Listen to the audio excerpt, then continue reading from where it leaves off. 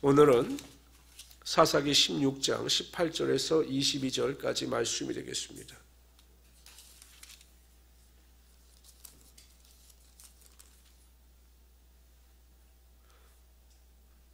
구약성경 390페이지 사사기 16장 18절에서 22절까지 말씀입니다. 우리 한 절씩 교독합니다. 들릴라가 삼손이 진심을 다 알려주므로 사람을 보내어 블레셋 사람들의 방백들을 불러 이르되 삼손이 내게 진심을 알려주었으니 이제 한 번만 올라오라 하니 블레셋 방백들이 손에 은을 가지고 그 여인에게 올라오니라.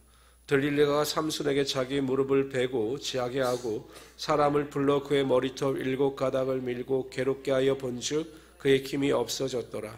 들릴라가 이르되 삼손이여 블레셋 사람이 당신에게 들이닥쳤느니라 하니 삼손이 잠을 깨며 이르기를 내가 전과 같이 나가서 몸을 떨치리라 하였으나 여호와께서 이미 자기를 떠나신 줄을 깨닫지 못하였더라.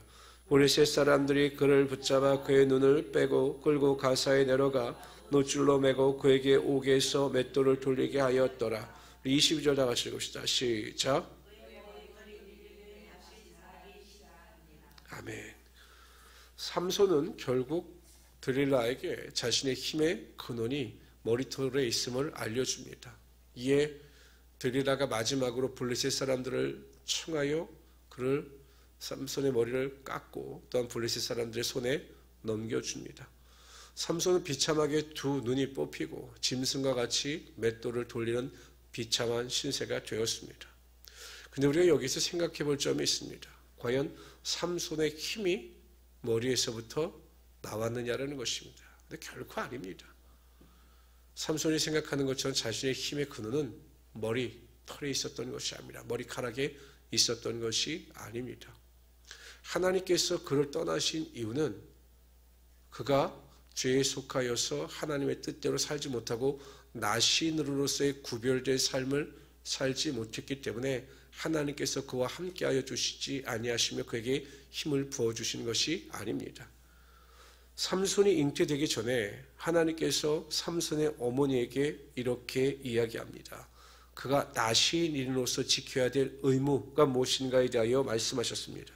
사사기 13장 5절에 보면 보라 내가 임신하여 아들을 낳으리니 그의 머리 위에 삭도를 대지 말라. 이 아이는 태에서 나옴으로부터 하나님께 바쳐질 나실임이 됨이라. 그가 블레셋 사람의 손에서 이스라엘을 구원하기 시작하리라.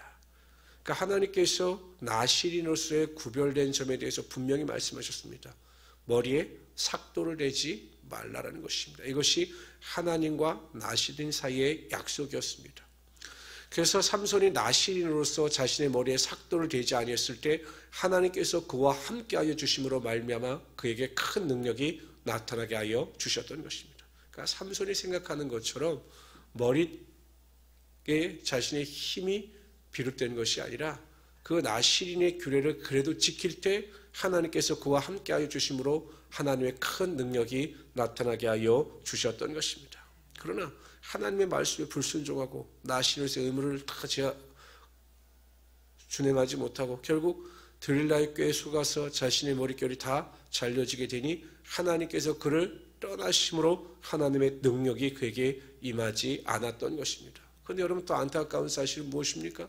하나님께서 그를 떠나셨음에도 불구하고 삼손은 전혀 그것을 느끼지 못했다는 것입니다. 그 삼손이 얼마나 큰 죄악 가운데 구하며 살았는가를 알 수가 있는 것입니다. 하나님의 동행하심이 자신에게 얼마나 큰 능력이 되며 큰 권세가 되는 것을 제대로 알았던 사람이 다윗입니다. 다윗이 우리아의 아내 밧세바와 간음하지요. 그리고 밧세바가 잉태합니다. 그래서 자신이 죄를 은폐하기 위해서 어찌하든지 우리아를 밧세바와 합방을 시키려고 하였지만 그것이 뜻대로 되지 않았습니다. 워낙 우리아는 충성된 자였기 때문에 전쟁에서 고생하는 동료들로 인하여 근심하고 걱정함으로 아내와 편안하게 잠을 자지 않았습니다. 결국 다윗은 꾀를 내어서 요압에게 알려서 우연을 가정하여 우리아를 살해합니다. 모든 범죄가 다 묻혀질 것 같았지만 하나님께서는 지켜보고 계셨고 나단 선지자를 통해서 그 다윗의 죄를 드러나게 하십니다. 근데 여러분, 다윗은 위대한 인물입니다. 자신의 죄를 깨닫자 하나님 앞에 크게 회개하며 눈물을 흘리며 침상을 적셔가며 기도합니다. 그 기도의 내용이 시편 51편에 나오는데 시편 51편 11절에 보면 다윗은 이렇게 기도합니다. 나를 주 앞에서 쫓아내지 마시며 주의 성령을 내게서 거두지 마옵소서. 주의 성령을 내게서 거두지 마옵소서. 자신의 왕위를 보존해 달라, 이러한 간구가 아니었습니다. 하나님의 성령을 내게 거두지 마옵소서. 다윗은 하나님께서 성령을 통해서 자신을 도우시고 자신과 함께하여 주실 때 자신이 하나님의 사람으로서 큰 능력을 행할 수 있음을 철저하게 경험했던 사람입니다. 그래서 하나님 앞에 회개하며 눈물을 흘릴 때 성령께서 나를 떠나가지 않게 하시고 그 성령께서 나와 함께하여 주셔서 나를 보호하시고 나에게 능력을 주십시오라고 하나님의 동행하심을 간구했던 것입니다.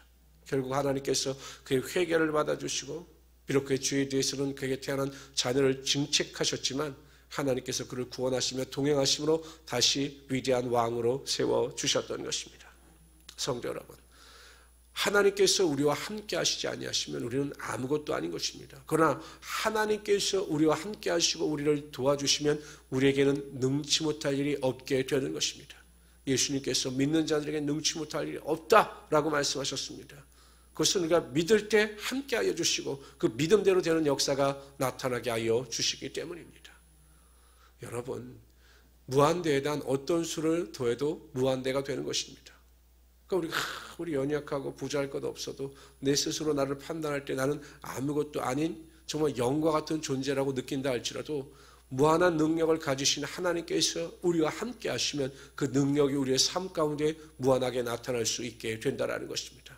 환경 바라보지 마시고 낙심하지 마시고 하나님께서 항상 나와 함께하여 주시기를 간구하시기를 바랍니다.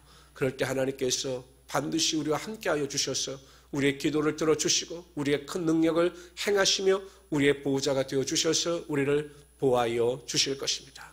그래서 우리가 이 완악한 세상 가운데서도 믿음이 점점 식어져가는 이 세상 가운데서도 믿음 안에서 넉넉히 이기며 살아갈 수 있게 될 것입니다.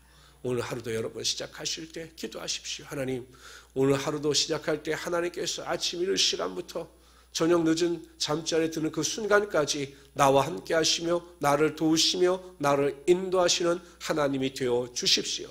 항상 입술로 고백하고 시인하고 환영하고 모셔드리는 믿음을 통해서 임마누엘의 하나님의 능력을 경험하며 살아가신 우리 성도들이 되시기를 주님의 이름으로 축원합니다.